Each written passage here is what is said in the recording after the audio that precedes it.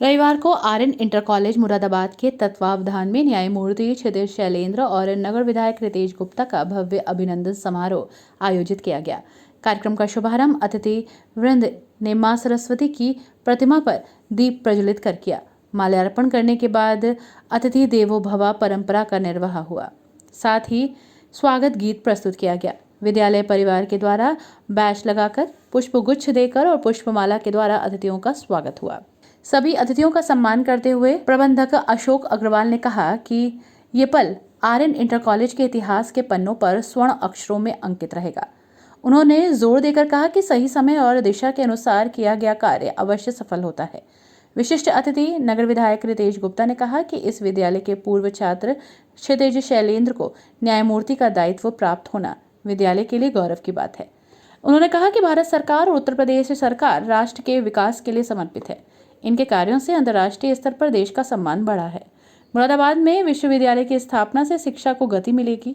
उन्होंने कहा कि मैं सदैव मुरादाबाद के विकास के लिए कार्य करता रहूंगा।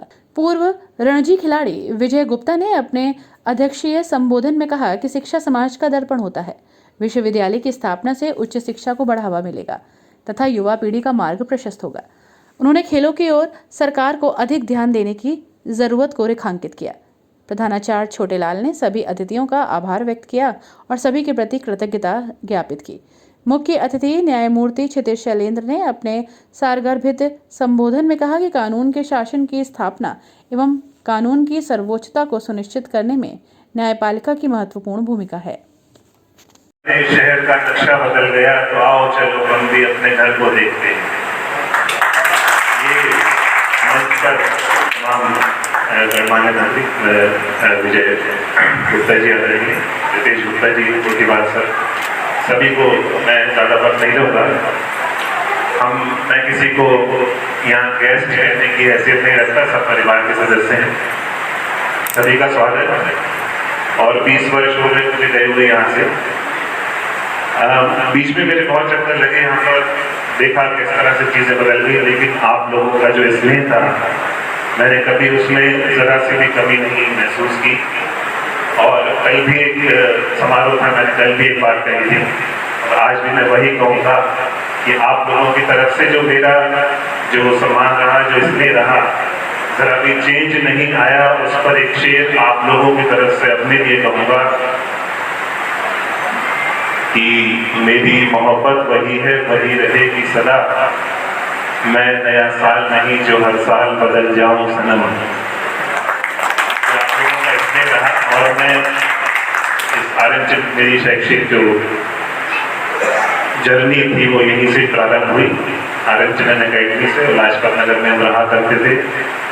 वहाँ से जो रिक्शा हमें लेने आती थी, वहाँ से धक्का लगाकर उसमें चढ़ना, कभी उसमें हमारा पैर फंस जाता, कभी पैंट फट जाती थी, यहाँ पे सलाएं मिलती थी। उस तरीके से हम यहाँ से यात्रा शुरू हुई। और मुझे याद है जब कभी यहाँ आता हूँ वो बिल्डिंग देखता हूँ तो जहाँ मेरी कक्षा हुआ करती थी, 3rd क्लास या 4th क्लास में एक दिन वो आया जब पेंसिल से लिखना छूटा और पेन हमारे हाथ में दिया गया। उस जमाने में वो फाउंटेन पेन चला करते थे, इंक भरते थे, फिर लिखा करते थे उससे, बच्चों की शर्ट पर इंक छिड़कते थे। लेकिन जब हम बड़े हुए उस तरीके से अब ये महसूस किया, बल्कि हम अपनी शान दिखाने नीचे इंटर क्लासेस चलती थी आज ही की तरह। ये 1982-83 की बात है, जब और थोड़ा शायद 85 की बात हुई। हमारे हाथ इंक में संजाया करते थे। अब किसको पता लगे कि हैं, जज हैं, टीचर हैं, प्रिंसिपल हैं, तो हमको ये सोचना चाहिए कि हम बेसिकली उस पद पर आसीन कर दिए गए, वो एक दूसरी बात है।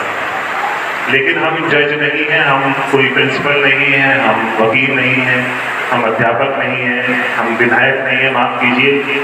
हम उस पद के नाम से जाने जाएं ना जाने जाएं वो दूसरी चीज़ है। हमको अपनी पहचान जो बनानी होती है वो अपने काम से बनानी होगी। उस पद पर